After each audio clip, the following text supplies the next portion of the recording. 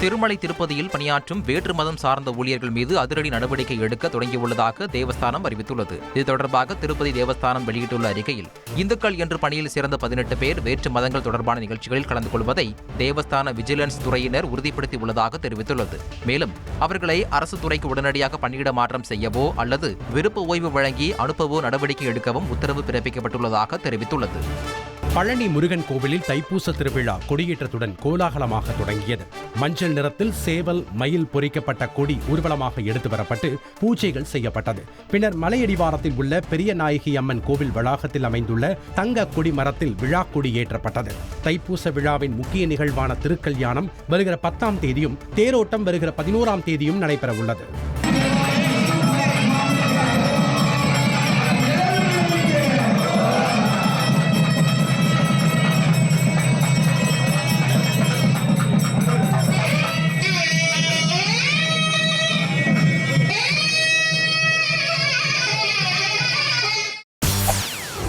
செய்திகளை உடனுக்குடன் தெரிந்து கொள்ள உடனே சப்ஸ்கிரைப் பண்ணுங்க.